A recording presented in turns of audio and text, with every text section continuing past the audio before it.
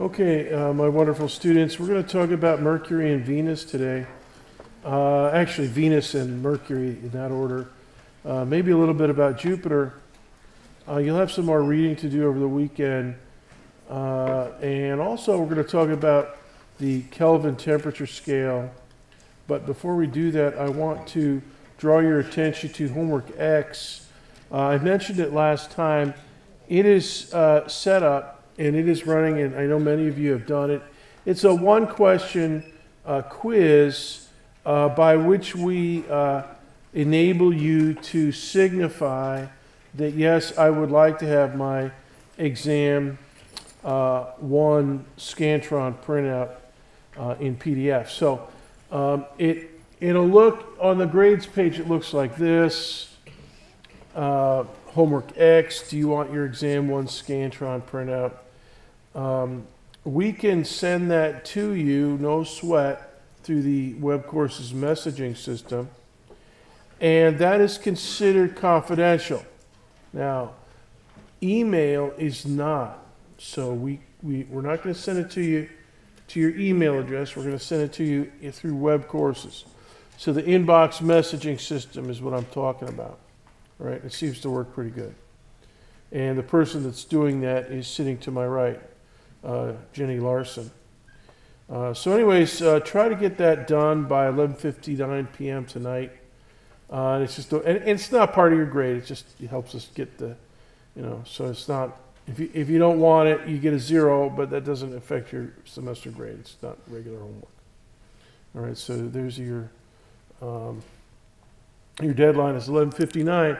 We'll try to get those out to you over the weekend.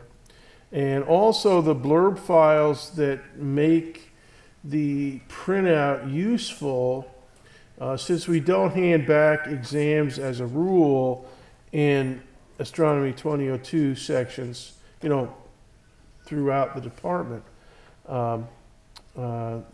It's kind of hard to know, all right, I missed number 17 on exam 1, but what was it about? The blurb files will tell you what number 17 is about. And remember, they're not verbatim, but they're enough for you to know what to study in a general way.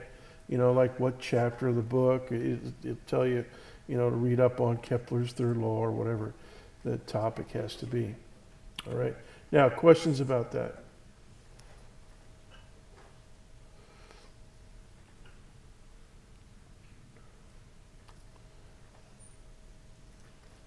Please move forward. You're sitting in the back row there. Baseball hat, yeah. Move forward.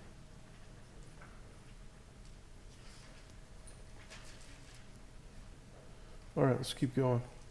Last time we talked about Mars and Earth, and we talked about the ratio of the sizes and stuff like that. And I want to close out with a little bit of instruction that arises by comparing the radii. All right, now in terms of the Mars radius and Earth's radius, the ratio is about 1.878 to 3 significant figures. Actually, 4 significant figures. One, a number in the ones place, and then 3 decimal points. Okay, now. We talked about that last time. We said 1.88, but this is a little bit closer, 1.878. And what I would like to draw to your attention is now the volume. And the volume of a sphere is computed in this manner with this formula. 4/3 pi times r to the third. Now, a volume element is going to be the cube of a distance element. All right, so volume is going to be measured in like cubic centimeters, which like engines are sometimes rated in cc's, cubic centimeters. Like a little car is going to have like maybe 1900 cc engine, and a big car is going to have 3-4 times that, or a truck engine. Cubic meter, cubic inches. There's another one for car engines. 454 cubic inches. That's a big engine, all right? And it indicates the volume. Now, for a sphere, it's a fairly simple formula, and you may not have used it before, and we're actually not going to calculate it because NASA has done that for us in their data table, which I'll show you. But basically, if you know the ratio of the radii, then just take it to the third power, and that will give you the ratio of the volumes. All right, so make a note of this. Volumes fall into 1 and 1 to the third power is equal to 1. I could have put that. Maybe I should, but 1 to the third, that's just equal to 1. And then 1.878 to the third power. Now, if you have your calculator out, you might want to double check that number. 1.878 is going to be less than 8. Because 1.878 is less than 2. 2 to the third is 8, so this is going to be, 6 or 7 or something like that.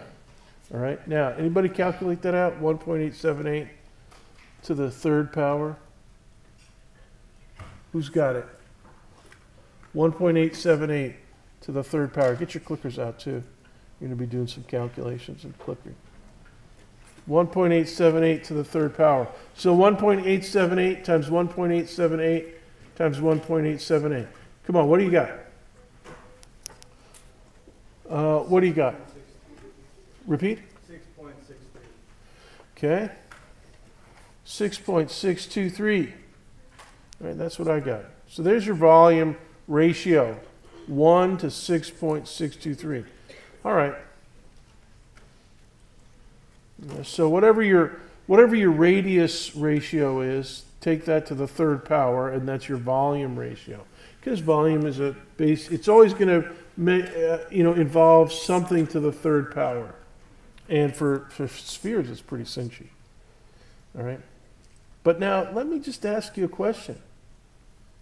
Okay, volume, yeah, nice, 6.623.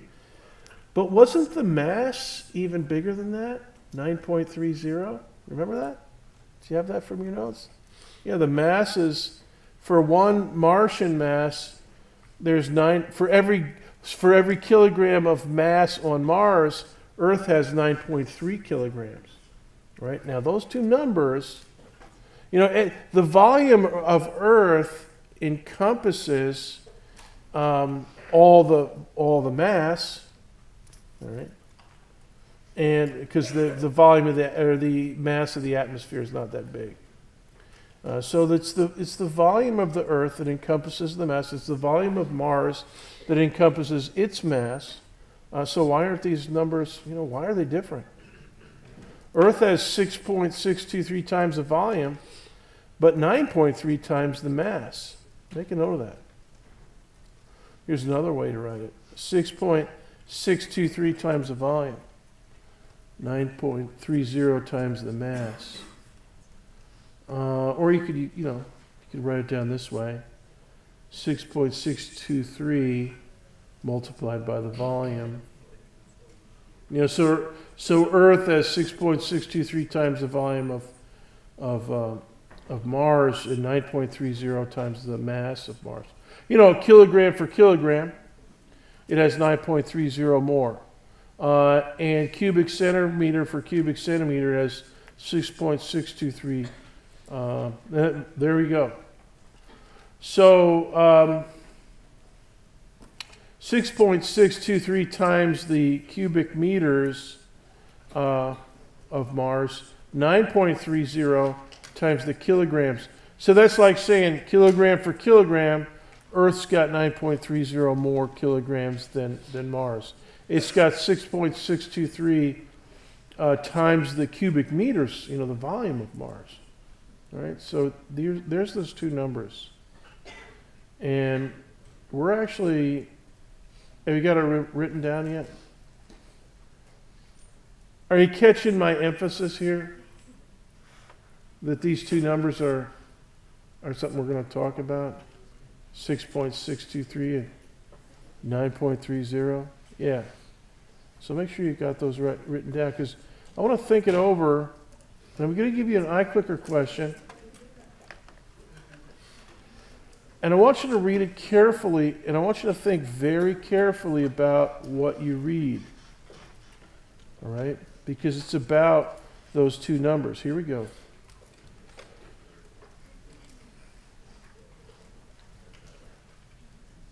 How would you describe Earth? Now, I'm giving you four descriptions. Which one do you think is kosher?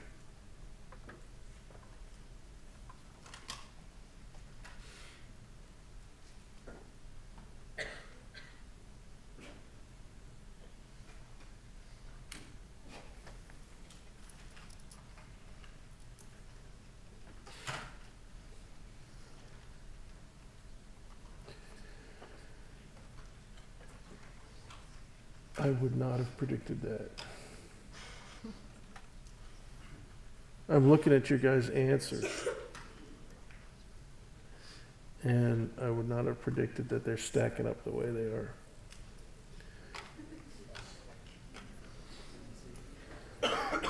"15 seconds.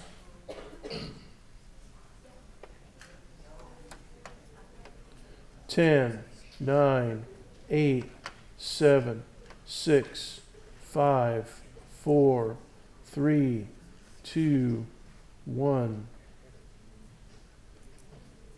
0. Go ahead and show them this. Okay, you guys, most of you voted for C. A few of you went for A, B, and D. Go ahead back to the laptop. Yeah, this is the correct answer. Go ahead and write that down. Make that, one of your notes. Earth is significantly more dense than Mars. Yeah, that's a kosher statement. Now, what we're going to talk about now, by way of main instruction, is how do you actually compute the density of an object, whether it's a planet or a donut down at FBI headquarters.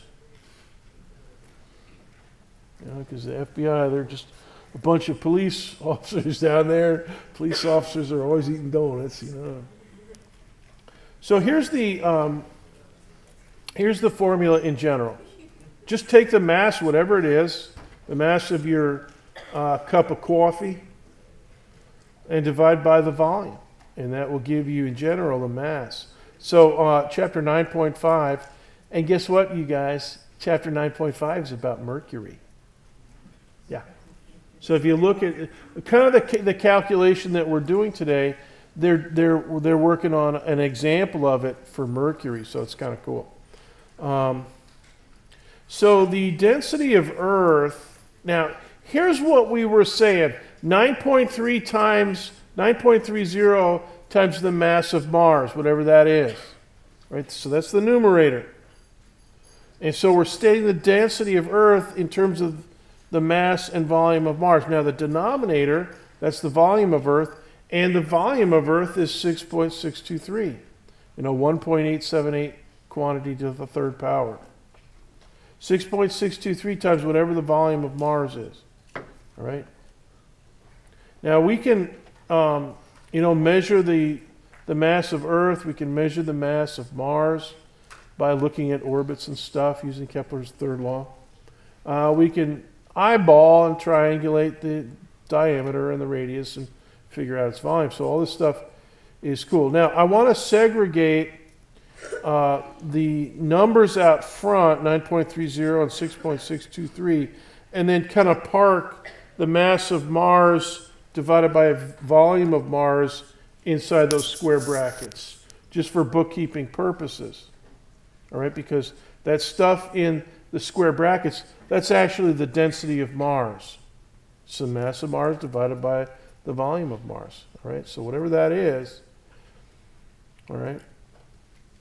And so now, if you look at this second or third part of the second equation block, it's got some numbers out front, 9.30 divided by 6.623. And remember, I was trying to drill those into your brain a few minutes ago.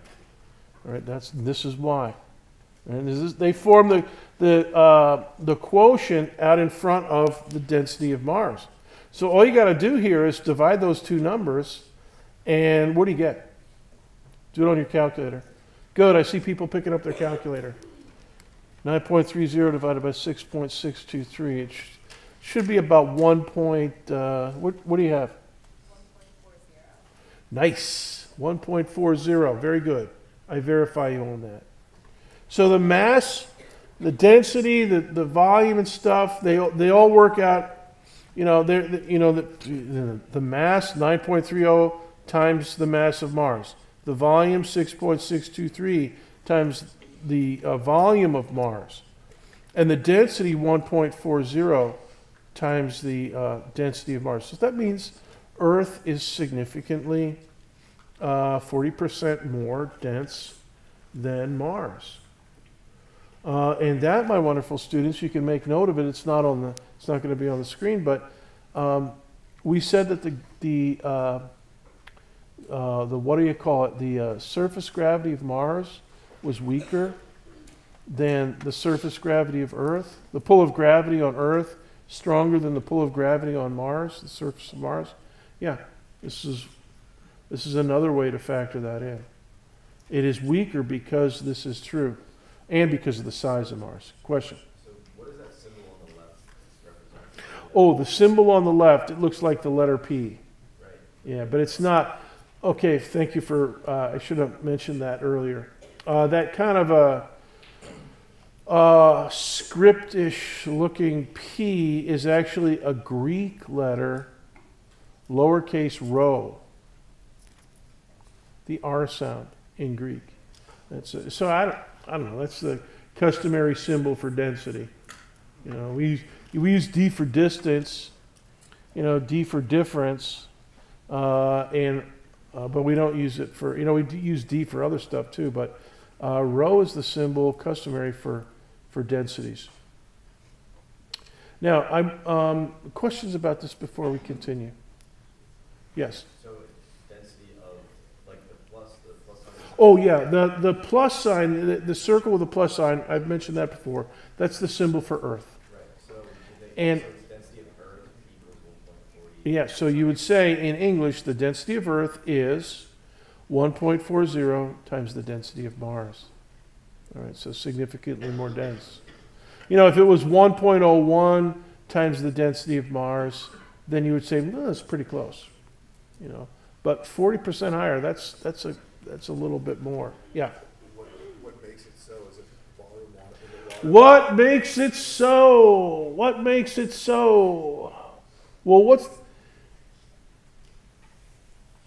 what's the heaviest stuff you know of? Water? No, water's heavy. But what sinks in water? You throw into what will sink? Anything that's dense. Anything that's denser than water, that's right. Anything that's denser than water will sink in water. Name me some material that will sink in water. That lunchbox. The lunchbox? X. That thing's going to float. No, but like if it had a brick of cement in it, it would go. All right, if it had a brick of cement, whoop. You know, who thinks of a brick of cement in somebody's lunchbox? Except for you.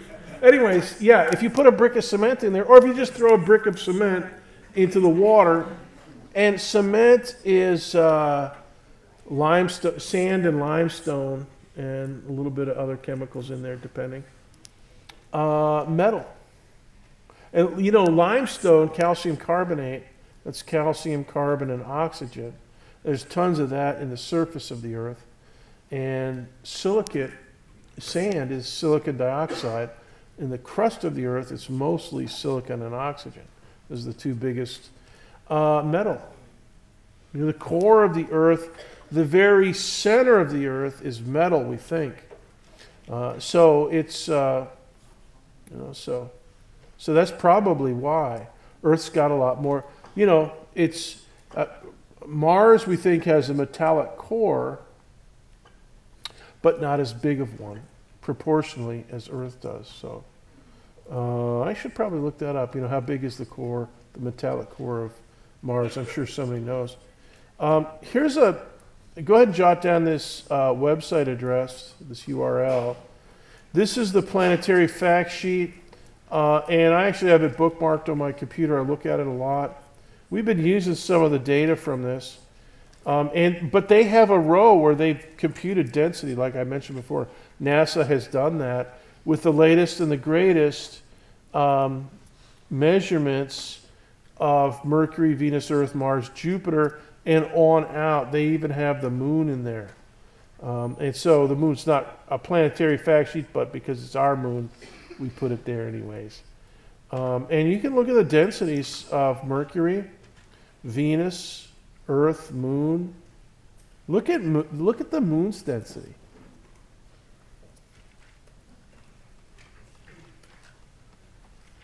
That's kind of interesting. And Mars's density. You know, that's in. Now, here's what you got to. This row here, just jot down. Let me get my cursor over here. All right, so here's the unit of density for this table. All right, so they don't have pounds per cubic inch. They have kilograms per cubic meter. All right. By the way, make a side note to yourself. The density of liquid water at room temperature is 1,000 kilograms per cubic meter.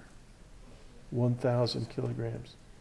So water, so this lectern up here is I'd say is maybe the volume of 2 cubic meters. So if we had a container the same volume as this lectern up here and filled it with water, that would be 2,000 kilograms. That's 2 metric tons. Water's pretty heavy, it is. But other things are even heavier, the stuff that sinks. So, now let's take a look at the ratios here. Now they've put this should double check our 1.40. All right, so if you take the ratio of Earth's density divided by the density of Mars, you know, I just put in those two numbers, 5514 for Earth, kilograms per cubic meter, and then 3933 for Mars, kilograms per cubic meter. You can calculate that. Now, one of the nice things about this, it's a ratio. It's what we call a dimensionless ratio, and that means that the units kilograms per meter to the third power cancel top and bottom. So if you've written them down in your notebook, cancel them out now, cross them out. And if you calculate those numbers, are you getting fit a 1.40 again? Double check it. It's 1.40. You can double check it. And that's, you know, that's kind of going to the same point, the same comparison, but kind of through this table instead of the table that I gave you earlier today and last time. So yeah, we got a double check mark there. All right. And we're going to be thinking about densities and stuff, densities of planets, densities of comets, asteroids, meteorites, stars, black holes, galaxies, average density of galaxies. But before we do that, I want to do a little bit more with you on the topic of heat and absolute temperature. Now, if you've ever been down to the Everglades, anywhere out there west of Palm Beach and stuff, and you drive across there in the summer and you can see some bodacious thunderstorms. This one is from Montana, my old stomping grounds. And that is a heat engine known as a supercell thunderstorm. And that looks pretty awesome. So let's talk about heat for just a few minutes, because we're going to start using something called the Kelvin temperature scale. Now, the Kelvin temperature scale is named after William Thomson, who later became Lord Kelvin in Scotland. And it's based on metric system Celsius scale. So the one that we use, I mean, most of the time here in the United States we talk about Fahrenheit. But if you go over there to Europe or someplace like that, you know, in France, you know, over there, you know, where they're eating cheese all the time over there in France and stuff like that. You know, you look at their weather channel over there, it's in Celsius. All right. So the Kelvin scale is based on Celsius. Now, Celsius, the 0 point of Celsius is the freezing point of fresh water. Let me repeat that. The freezing point of Celsius, excuse me, the 0 point of Celsius is the freezing point of water. Now, decimal system for metric, so 100 Celsius degrees above that, 100 Celsius, that's the boiling point of liquid water. That's where, liquid boils. That's where steam condenses at sea level, fair weather and so forth. Okay, so for the Kelvin scale, it's different. You don't use the freezing point. What you use for your 0 point is the temperature at which all molecular motion ceases. I mean, that's the colloquial way of describing it. If we were to describe it in an accurate quantum mechanical way, we would maybe say something different. But absolute zero is the temperature below which nothing moves, in a colloquial sense, in a classical sense. So, and the hotter things are, the molecules of gas, the hotter it is, the faster they move, the more kinetic energy they have. Okay, so there's a temperature below which you can't do that. Now, the best way to describe it is this. The 0 point of the Kelvin scale is the point at which no practical work can be extracted. I had a picture of a thunderstorm, a supercell thunderstorm. And that's kind of a heat engine. All right, it uses heat, convection, heat transport, radiation, evaporation, and it creates all the mayhem that you associate with thunderstorms. By the way, I just published a page in our web courses about astronomy shows that you can look at on Netflix, and I've just finished one last night at home looking at it, and it's called Edge of the Universe, and it's about the first episode is about discovering exoplanets. So if you look on the home page down towards the bottom, there will be a link to the Netflix page, and I have a list. There's like one on black holes and one on the Voyager spacecraft and stuff.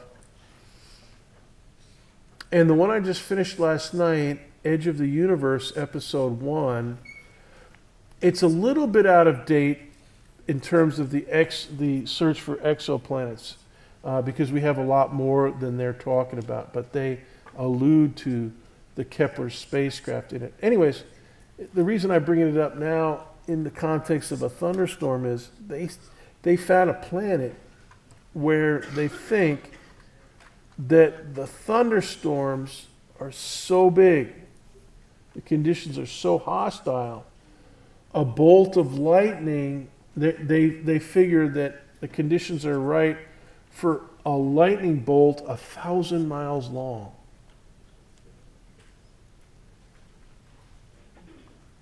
That's from here to Dallas, Texas. Can you imagine?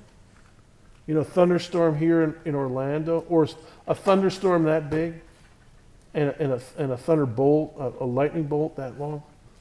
Anyway, so that's now in our homepage. Just go below the picture of the astronomy observatories, and a little bit down below there you'll see it. It's kind of cool. So anyways, this idea that the 0 point is where no more work can be extracted. That thunderstorm is doing work in the atmosphere. Your car is doing work on the transmission and the wheels and moving the car forward with some kinetic energy. Because of the heat that you develop in your engine through combustion. You squirt a little bit of gasoline vapor into the cylinder and you ignite it with the spark plug at just the right time, and bam, it moves the piston up. And that piston is connected to the crankshaft, and linked all the way down to the wheels, and the wheels go, go, go. All right, so you're doing work, and so that's a heat engine. Now, the 0 point of the Kelvin scale is the temperature from which you cannot get anything like that, even for the tiniest car. A car made for ants. Can't do it. Can't get any at this temperature. All right, so that's the end of steam engines. It's the end of heat engines. They won't work anymore at that point. And so you can think of it as the place where kinetic energy goes to zero, but it's not actually that, because things are still moving quantum mechanically. All right, here's the 3 common temperature scales. Now over here on the far right is Fahrenheit, Professor von Fahrenheit's. Now check this out. It's not the metric system. It's what we use here in the States. And for some reason, and I'm not sure if it's accidental or not, but between the freezing point of water and the boiling point of water, there's 180 degrees. All right, now that's half a circle. I don't know if that's what Professor von Fahrenheit was thinking of, but it's kind of cool to think about it. All right, because the 0 point is below 32. It's below freezing for Fahrenheit because he was actually using some kind of a mixture of salt. And if you put salt in water and then ice, and the freezing point decreases. So, anyways, but we don't need to worry about Fahrenheit in this class. You worry about Fahrenheit when you're walking around campus and trying to drive home. For us, Celsius a little bit, and Fahrenheit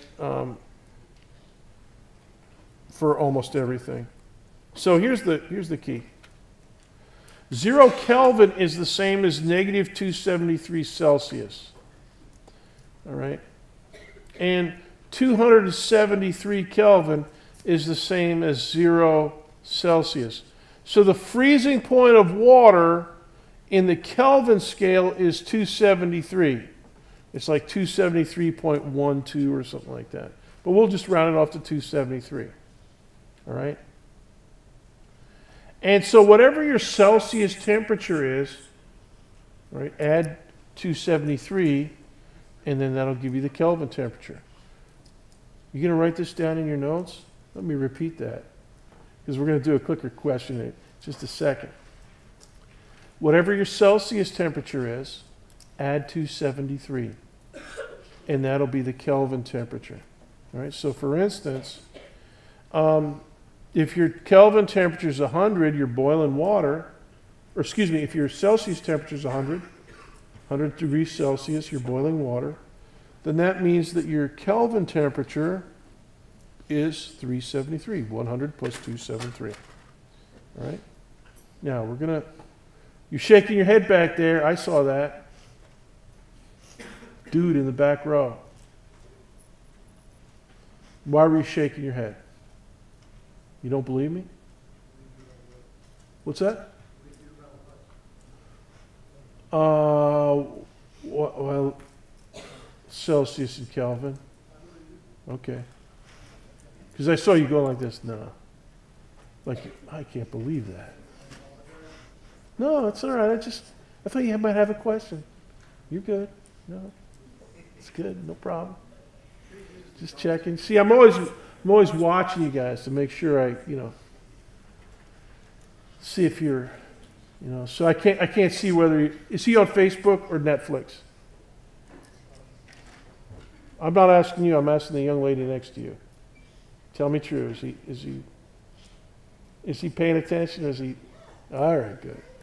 Nice, very good. Okay. I can't really see. I just saw you shaking your head like you were doubting me. That's all right. I'm glad you didn't. Question over here. Oh, you're on Netflix? No. Me? He is? No. Oh. Well, I did say that there's some good astronomy programs on Netflix, I guess. Anyways, let's try a little workout with your iClickers. Now this one, what's the rule? Take the Celsius temperature and then what? Add 273. All right, let's try a little brain workout here.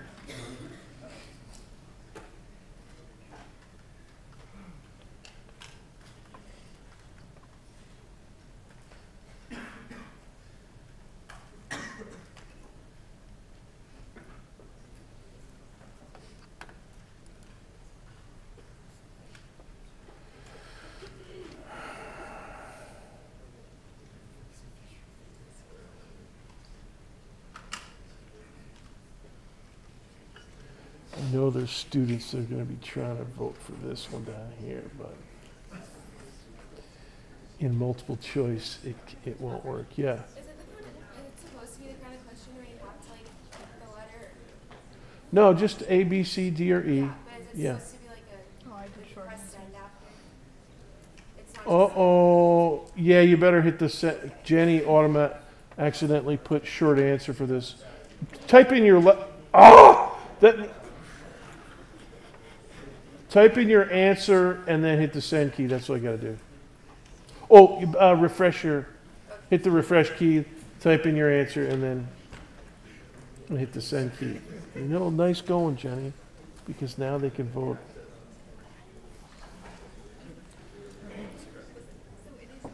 Tell you. But hey, see, look at that. I told you. Somebody just voted for F. Oh! I see options. Go for it. Surrounded by maniacs. All right, 10 seconds to vote. Okay, you didn't have to take it away. It's all right. 10. They put it back in here. Oh, Lord. Okay, now you're playing. See, look at this. Hey, who's ever doing it is just trying to mess with my... It's you in the back row. You're typing in F. No. All right, 10, 9, 8, 7, 6, 5, 4, 3, 2, 1. Good. All right, go ahead and show them this. Yeah, this is good. Most of you guys got it. And the only reason that I'm emphasizing this is to tell you that, you know, like the surface of the sun is 5,800 Kelvin. All right. So that's roughly 5,700 and change Fahrenheit or Celsius. It's in either scale is pretty hot, but we're going to do everything in Kelvin. All right. All right. So C is the correct answer for this one. All right. Another question. Multiple choice, please. All right. Hit the refresh key again, and then. Now this one's kind of a.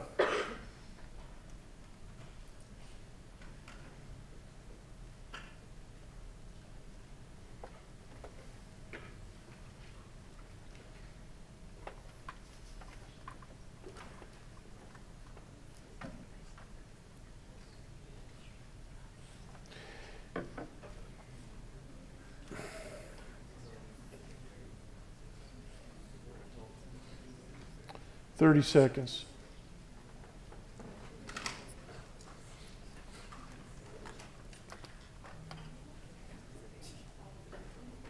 20 seconds.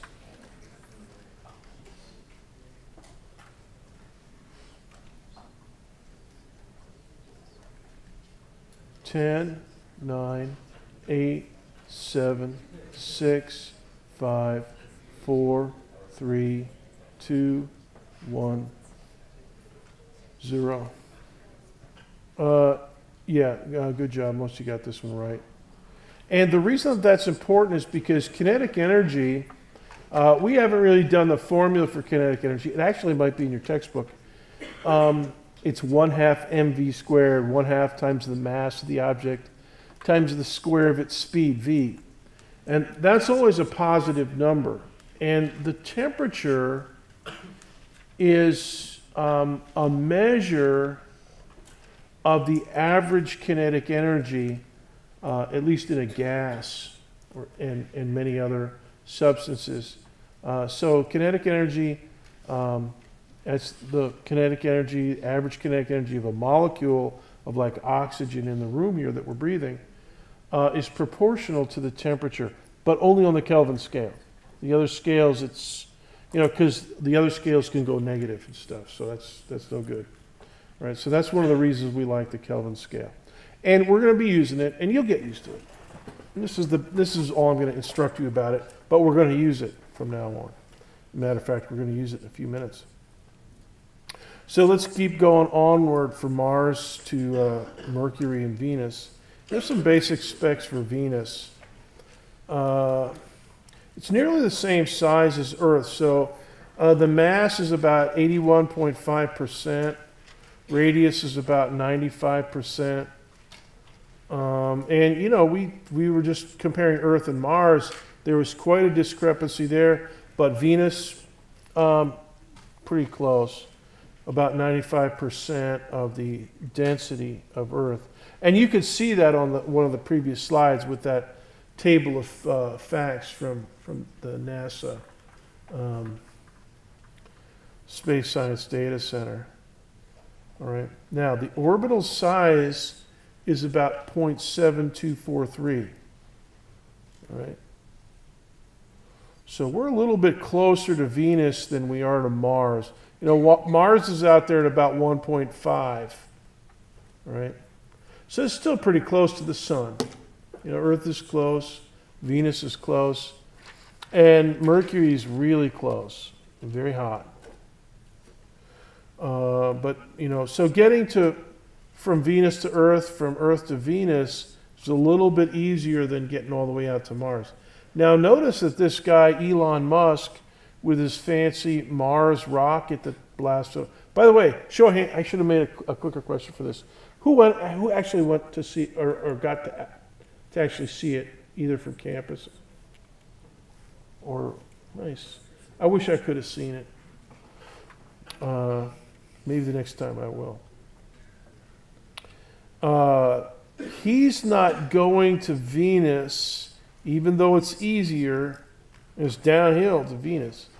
You know, you don't have to fight to get out of the sun's, or to get further out away from the sun, the way you do if you have to go to Mars, Jupiter, or Saturn, or out of the solar system. It's downhill to Venus. But what we're going to learn today is why he's not going to Venus. Now, first thing is the orbital rate is really slow. Or excuse me, the orbital rate is once every 224 days, but the spin rate is slow. It takes one spin. Venus takes one spin every 2,802 hours. All right, so that's about 116.75 days. And that means it's really, really slow. And that actually means that the surface, the sunny side of Venus, is catching sunlight for a long, long time, many hours. And that has disastrous implications in terms of the weather conditions on Mars. Or excuse me, the weather conditions on Venus. It's extremely, there's clouds all the time. It's very hard to see this picture here, you're looking at the cloud tops. You know, Mars gets those dust storms once in a while that completely obscure the surface, but they clear. You know, the weather clears. But Venus, Venus, you know, we used to think, Venus, the goddess of beauty and all that stuff. Not really. This famous book, Peril Ondra by C.S. Lewis, science fiction novel, kind of cool. And in his day, he wrote it back in the 40s. And, they didn't know anything about Venus, so they could say anything they wanted for a science fiction story, and so his book was about floating islands, it's covered by oceans and floating islands of vegetation, cool animals, and, all kinds of adventures for his hero. And we now know that none of that is true.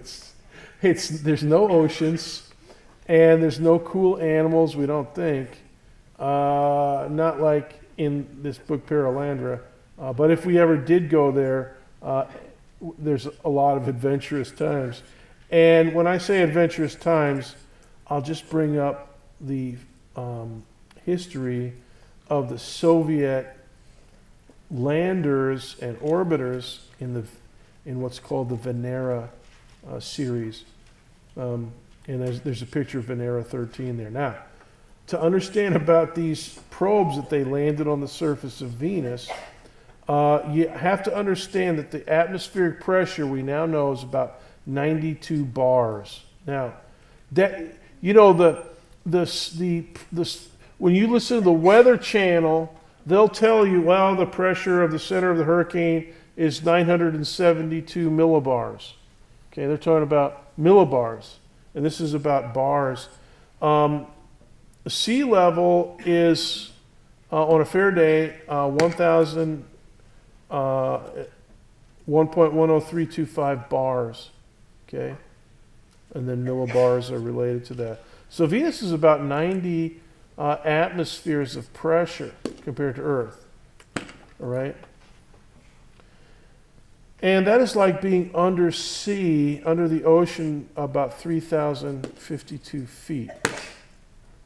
All right. So raise your hand if you're a scuba diver, if you're actually, and you know that if you go about 33 feet down, that's a whole other atmosphere of pressure. And it changes how your regulator works and how easy it is to breathe. And that's why you have to have pressurized air and not just, a big snorkel up to the surface. So 3,000 feet, the only place they do that is in the movies. The Abyss, stuff like that. That's kind of a cool movie. The surface temperature. Here's our first Kelvin temperature. Surface temperature on Venus, 737 Kelvin. Oh my goodness. Forget about liquid water, my friends. That's about 637 Kelvin above. But it's, the other thing is it's very high pressure. So actually, I wonder if anybody's ever worked that out. What's the boiling point of water at 90 atmospheres? That would be worth finding out. I wonder if somebody knows that. But anyways, you have a hard time keeping water. Now, the Soviet Union, back in the days of Das Vidanya and Comrade Lenin and all those cats, currently dead, they decided we're going to send a bunch of spacecraft to Mars. They built some, the Russians build some nice stuff every once in a while. They have good aircraft and the rockets are pretty good. And they built 17 of these babies to go into the atmosphere or down onto the, some landers, some just kind of probing the outer atmosphere. And the amount of time that they survived in the atmosphere of Venus, all 17 of them, the total, 684 minutes. Here's a picture of Venera 13 before launch. The longest surviving spacecraft, and you could look it up on the internets, 127 minutes. That's 2 hours and 7 minutes. So it's, suffice it to say that conditions, Venus, the goddess of beauty and all that stuff, it completely misnamed this planet. This is definitely not very beautiful. It's extremely toxic and hazardous. Let's take a look at some other conditions here. I mean, not even the Russians, they make these, a lot of their equipment is made to withstand, a total, direct hit from a bomb. But Venus took care of them in 2 hours, their best one, 2 hours and 7 minutes. So it's a rough place to survive for a machine. Question? So, is that where the phrase beauty kills is from? No, but it might as well be if it's a pretty hostile place, and we're not even done with it yet because. Yeah, here's one of the things that we've done with Venus. The cloud tops are constantly there blocking the view, but we can get machines up there to take radar images. We do that. And we do that up in Mars. We do it here on Earth. We use radar to image stuff because it'll go through clouds. We sent the Magellan spacecraft up there to do some orbiting and to do some imaging with radar. Some of the Venera orbiters did that. And there's been others. You can also see what you can see from Earth, especially if Venus goes like in this image, 2012 and 2004. Occasionally, you're going to be able to, if you're in the right place at the right time, in other words, if it's not night when this happens, you can catch a little tiny dot going across the surface of the sun. And some of you may have seen, like an image on the internets of like the space station going across the sun, or even a jet, a jet going across the sun. If it's way high up, it'll look like it's going across the sun. But Venus will cast a shadow, and it will go in front of the sun, and we'll actually see the shadow of it. And if you're very careful and looking at Venus, you can actually look at the light of the sun coming through the atmosphere of Venus. If you focus down on just a few pixels, you can catch all kind of absorption and emission lines from the atmosphere of Venus, produced in sunlight and observed in these transits. Right? So that's a thing to try to do. And so we can learn about the atmosphere. Now the Hubble telescope, all other telescopes can do that. Right? And here's a picture, another picture. And I think this is actually close to the actual color of it. And by the way, this is a picture of Venus in its crescent phase. So this is the picture that if Aristotle had known about it, he would have voted for the heliocentric system of the solar system. He would have said, nope. If you can see a crescent Venus like this, you can't have geocentric. It has to be heliocentric. Right. Now, here's some radar images, and this is false color and I think they tried to make it look like the color, but I mean it's radar, so they had to add the colors in. And this is the surface of Venus, radar imaging.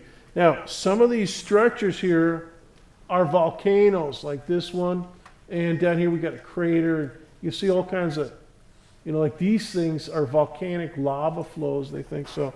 So yeah, volcanoes on Earth, volcanoes on Venus, volcanoes on Mars, yep. This solar system, we've got volcanoes. We're squared away on those. We got a good supply. Volcanoes. And as far as I'm concerned, volcanoes can be our friends. If you're not right next to a volcano when it goes up. I mean, they produce a lot of water and other gases for the atmosphere. Yeah, Meteor Crater, that's a crater on Earth. Now, Meteor Crater on Earth, this is out in Arizona. It looks like craters on the moon, and there's tons of craters on Venus that we can see in radar. And the difference is that on Earth, these get washed away by erosion and weather and just the passage of time. They'll fill in, and eventually you won't be able to see them anymore. There's a famous geologist named Shoemaker who was a geologist, but he became famous in astronomy because he first understood the idea of comet impacts and asteroid impacts on our planet. So this one, people have been studying this one for a long time, but Shoemaker studied this, and he in the 1950s when he was coming up, the United States and the Soviet Union were doing all these nuclear weapons tests, hydrogen bombs and stuff. In the United States, they did it out in the Pacific, in these distant islands where there's nobody around, And then they also did it out in Nevada and down north of Las Vegas. That famous place called Area 51, you know, where they say there are aliens, spacecraft, and aliens stored and all this kind of stuff. Who knows if it's true or not. But Area 51 is right near the test site, the Nevada test site, which is where they detonated a lot of these things. And he had made a geological study of the blast area. You know, they wanted to see, you know, what happens to the rocks where you detonate one of these big thermonuclear weapons. And also they did underground testing. They did atmospheric testing. Now, he didn't have anything to do with atmospheric, but I'm sure he looked at some of the underground testing as well. Because what happens is, a lot of those places, if it's detonated close to the ground, and if the ground is igneous rock, it'll turn it into glass. It'll turn it into glass. It's frightening to think about. So he had made a study of that for the government, you know, for the Geological Survey or whoever it was, Department of Defense. And years later, it's interesting, he was a tourist. I believe the story goes like this. He and his wife were in Holland, I think it was, as tourists. And they were, you know, sightseeing and, you know, running around in the tourist bus and taking pictures and stuff. And they were at this church in some city, and I think it's in Holland, you know, away from Amsterdam, or, you know, inland, you know, into the interior of Holland. And he was at this church, you know, like, you know, tourists, you know, go look at the big, you know, Notre Dame in Paris and all the fancy churches and all the other things. And they were looking at this church, and he's up there on the sidewalk looking at this church, and he realizes that the church, the stone that they used to build the church, is actually extremely similar to what he saw in Nevada. He was looking at impact glass in the rock, in the stone that they used for this thing. And he knew, nobody else knew, but he knew that locally quarried stone that they used for that church, and probably a bunch of other buildings, was from an impact. It wasn't, you know, because it was built hundreds of years ago, you know, whenever it was built. And it wasn't, they didn't bring the rock in from Nevada or Siberia, where the Russians had similar glass, impact glass. So he knew, all right, this must be something else. And so he looked around, and apparently that entire city is surrounded by a crater, a round impact crater that formed abundant impact glass filled rock. It's very tough rock. It was good for building, and they quarried it. And they didn't know what it was. They just, it's kind of cool looking rock, and it's good and hard, and we can quarry it. We got a lot of it. We'll build some buildings. This church, you know, the bank, the mayor's house, you know, the school, whatever they were building, you know. But Shoemaker knew, dude. And and he looked around, and he was right in the impact. And it's huge. And then they started looking. It's not just Meteor Crater in Arizona. They found many, many, many impact. There's one in Chesapeake Bay. It's half in the bay and half on the Delmarva Peninsula, I believe. You know, a meteor impact.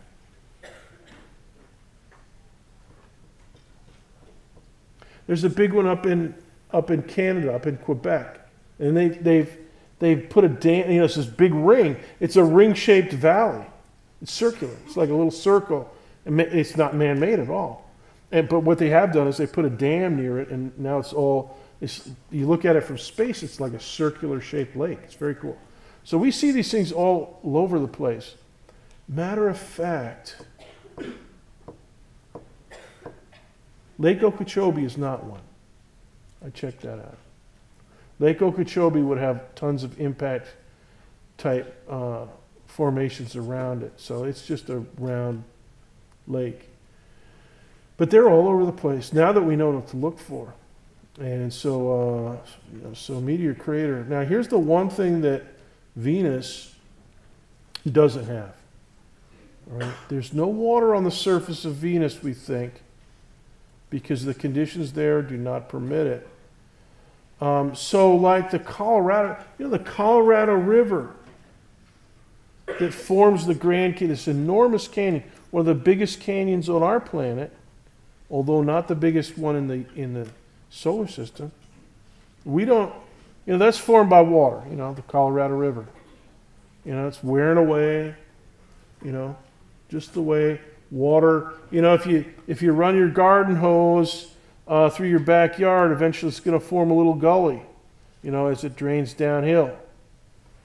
And that's basically what the Grand Canyon is, although it's been there for a long time, and it's drilled through and burrowed through rocks. But we don't have that on Venus, but everything else we do.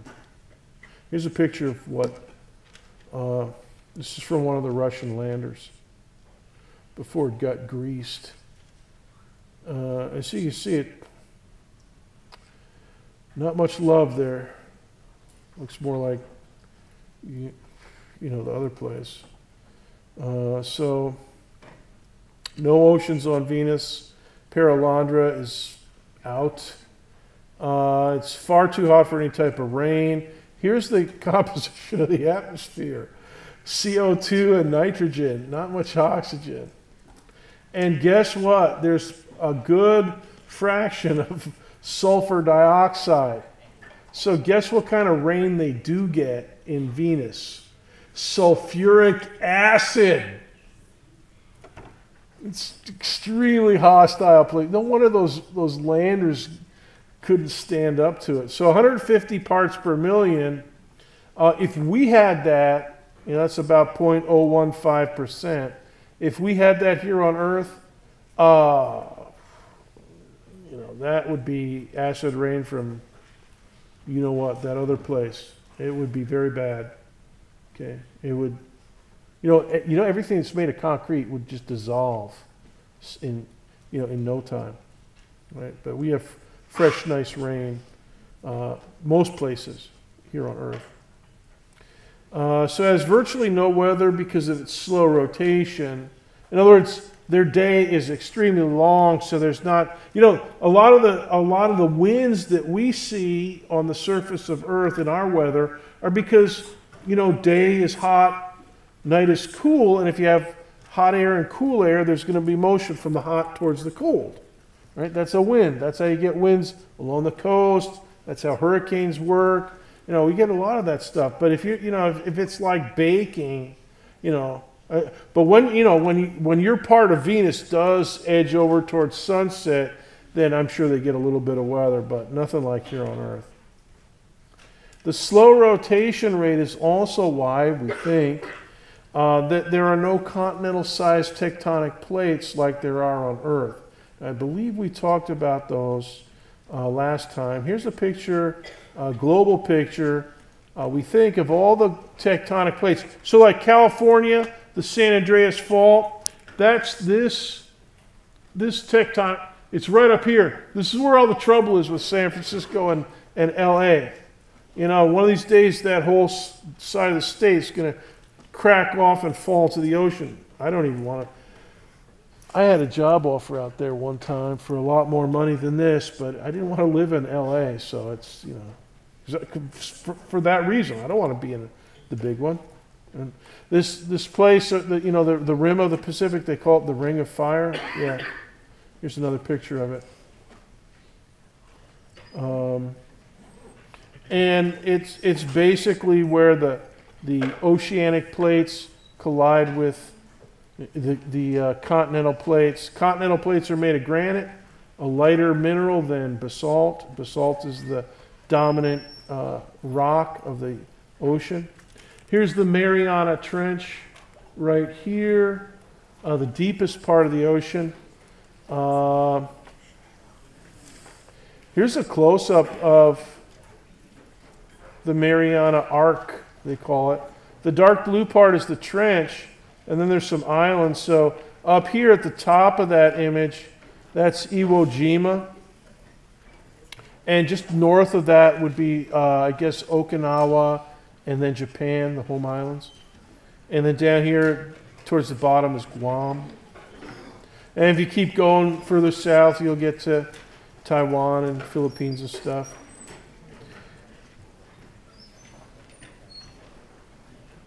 So we've got that, but Venus doesn't.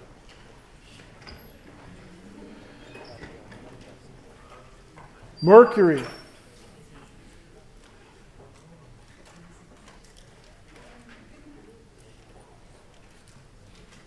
We're in section 9.5 now.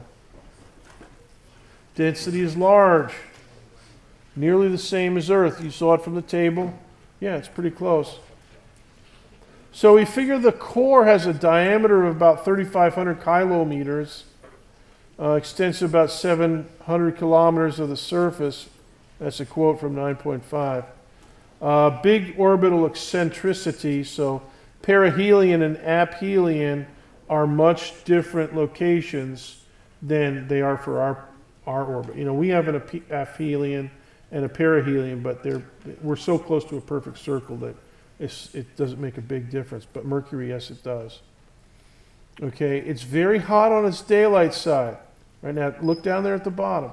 The temperature of the surface climbs to 700 Kelvin, all right, at noontime. Now, if you're on the night side of Mercury, you're freezing your you-know-what off because it doesn't have any atmosphere. Right now, out in the desert, like the Sahara Desert, as I understand, if you're out there in the Sahara Desert, in the day, it's really hot, of course. But then at night, the air is so dry that it cools off, and you can freeze your you-know-what off out in the desert. And I used to live out in Montana. It's not a desert, but it's pretty arid, and it's definitely, warm days, cool nights is definitely the rule out there.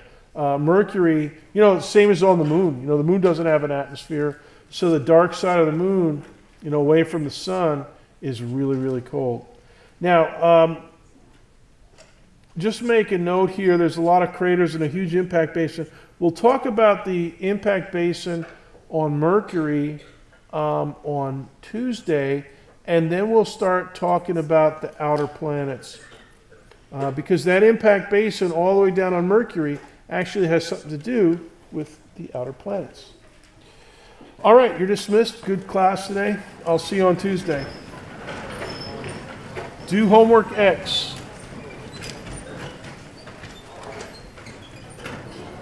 I just had a question. So, Yeah. when is the last time a meteor has hit Earth?